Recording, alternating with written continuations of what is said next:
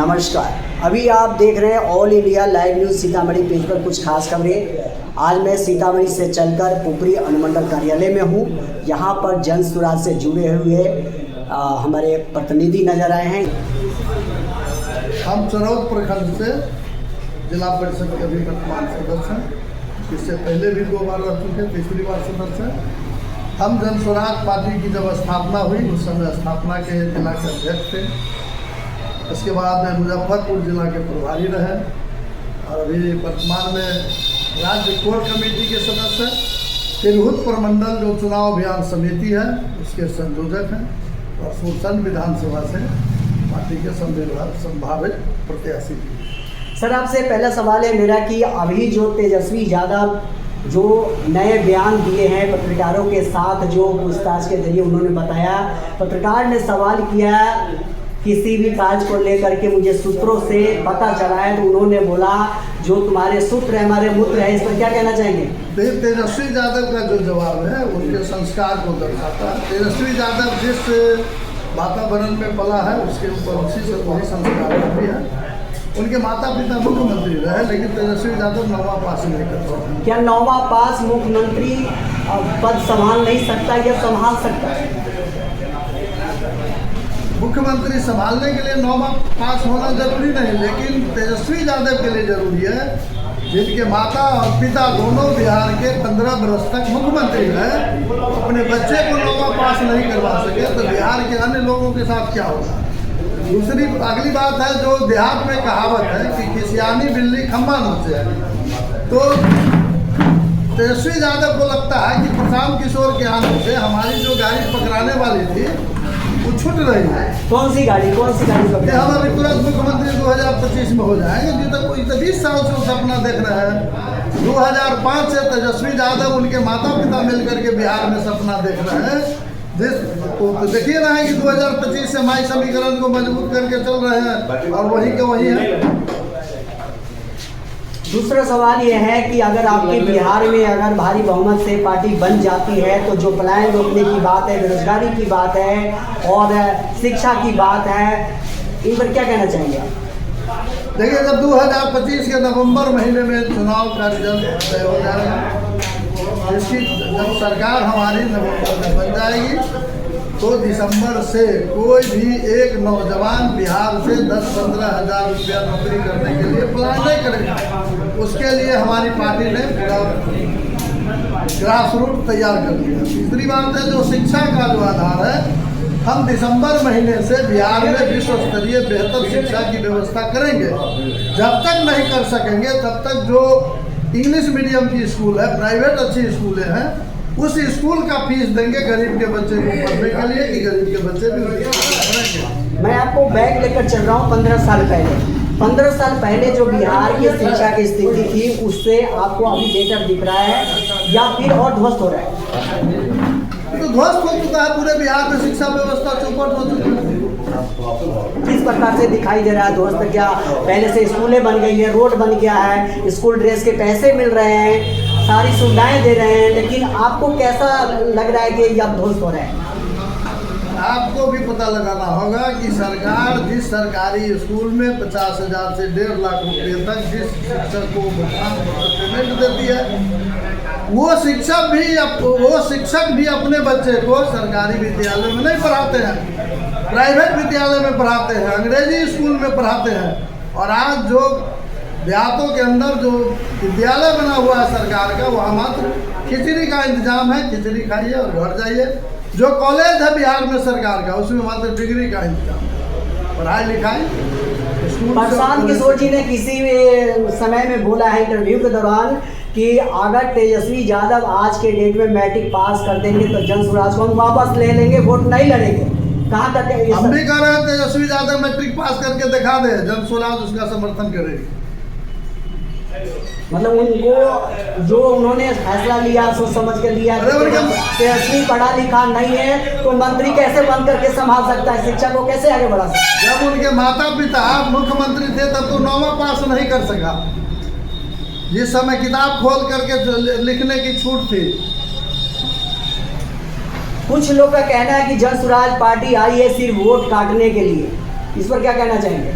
दिल्ली में भी कुछ लोग उस समय बोलते थे जब आम आदमी पार्टी बनी थी, तो बीजेपी और कांग्रेस के लोग भी वोट काटने के लिए आए। जब सबका वोट कट गया पूरा तब अखिल ठिकाने लगा था।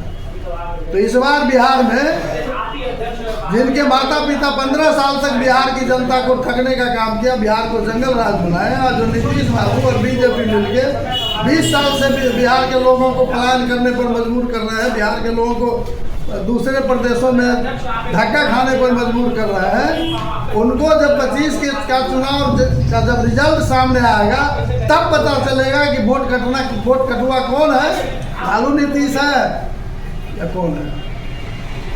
चौथा सवाल आपसे है कि सर बिहार में जो बेरोजगारी है, इस बेरोजगारी पर अगर आपकी पार्टी जीत जाती है तो सबसे पहला क्या कदम उठाएगी? बेरोजगार को बिहार में रोजगार देने की व्यवस्था है, उसको रोजगार दिया जाएगा। कि मैं आपको बता देता हूँ, देश के अंदर जो रिजर्व बैंक ऑफ इंडिया है उसका गाइडलाइन है कि जिन इलाकों में जो डिपॉजिट मनी होगा उसके मिनिमम 70% रुपये उस इलाके के विकास में, रोजी रोजगार में, घर बनाने में लगाया जाएगा। इस वर्ष 5 लाख करोड़ रुपए के लगभग बिहार के लोगों का डिपॉजिट मनी है बैंकों में। तो 5 और बिहार सरकार का बजट कितना है? 3,16,000 करोड़। और बिहार की जनता की गाढ़ी कमाई बैंकों में कितना जमा है? 5 लाख।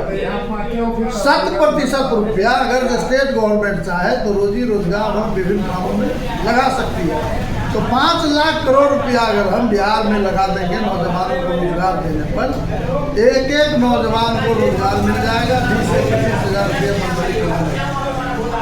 जन सुराज पार्टी 5 मुद्दा को लेकर आगे बढ़ रही है। आप सबसे पहला अगर जीत होती है, बिहार के तमाम जनता आपको सपोर्ट कर रही है, काफ़ी सब देखा जा रहा है, सपोर्ट करती है, तो फिर सबसे पहला कौन सी कदम उठाने वाली है जो बेरोजगारी दूर हो? देखिए, दिसंबर महीने से पहले अक्टूबर नवंबर में चुनाव हो रहा है। नवंबर के महीना में बिहार में नई सरकार का गठन होगा, जन स्वराज की सरकार का गठन होगा।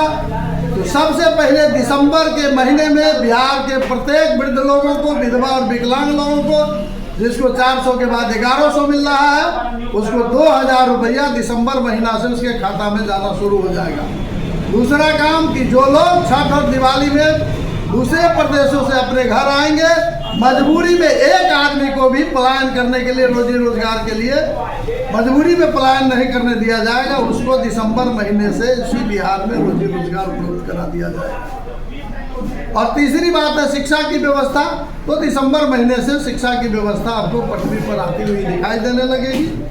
चौथी बात, हमारी पार्टी और हमारे नेता ने कहा है कि हम बिहार के सभी लोगों को, जो किसान है, खेती करते हैं और बिहार के लोगों की मुख्य जीविका का साधन खेती है, मनरेगा योजना से किसानों को नकदी फसल के लिए हम मजदूर मुफ्त में उपलब्ध कराएंगे।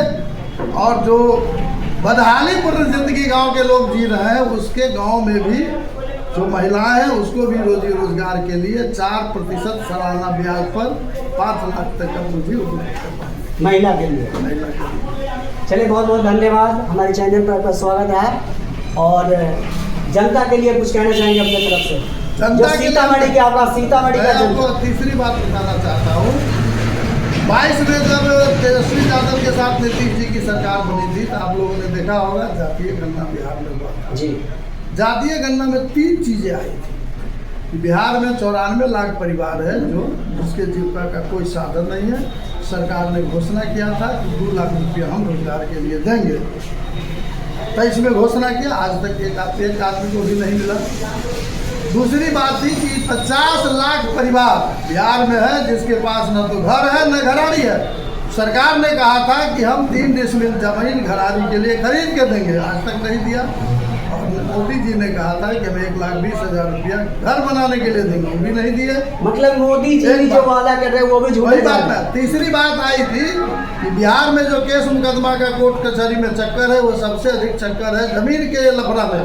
और सरकार ने घोषणा किया था कि हम जमीन का नया सर्वे कराएंगे और सुधारेंगे। सर्वे के नाम पर जो सुधार हो रहा है, डिजिटल सर्वे के नाम पर, किसी का नाम जमाबंदी से गायब है डिजिटल से, तो किसी का खाता खेसरा गायब है। इसका परिमार्जन कराने के नाम पर जो लूट मची हुई है नीतीश सरकार में, नीतीश के कर्मचारी से लेके कलेक्टर तक, उसकी जमीन को उसके नाम पर चढ़ाने के सवाल नाम पर, उसी का जमाबंदी सुधारने के नाम पर हजारों से लेके लाखों रुपया का सौदेबाजी किसानों से कर रहा है। किसान त्राहिमाम है।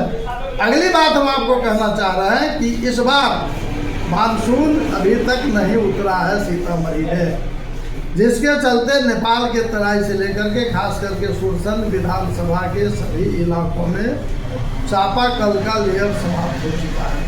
हाहाकार मचा हुआ है पीने के पानी का। एक तरफ सरकार ने अपने नल जल योजना के साथ निश्चय के तहत करोड़ों रुपया नल जल के नाम पर लुटा दिया।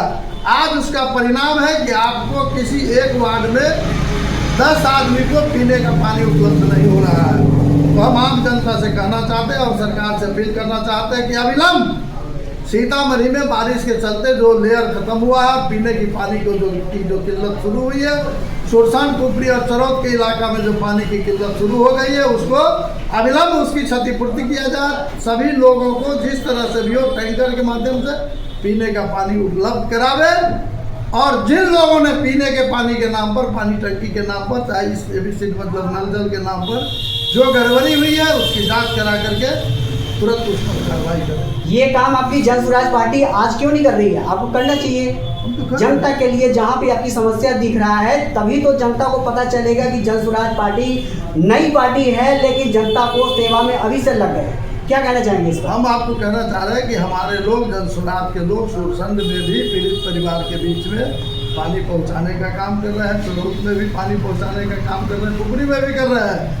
हम लोगों ने कल चरौद के वीडियो प्रखंड प्रशासन को बुलाया था, और आज से उसके सभी नल जल योजना और जितना भी ट्यूबवेल है उसका जांच शुरू हो गया है, और उसको युद्ध स्तर पर चालू कराने की प्रक्रिया हम लोगों ने शुरू करा दिया है। जहाँ पानी नहीं है वहाँ पानी टैंकर से भिजवा रहे हैं, गाड़ी से भिजवा रहे हैं, दूसरे के चापाकल से भिजवा रहे हैं। सुरपी प्रखंड के मोहनी मंडल पंचायत नलहा, ये सभी में चापाकल सूखा हुआ है, स्थिति बहुत नाजुक है। क्या आपकी जन स्वराज पार्टी यहाँ जनता को सेवा दे सकती है?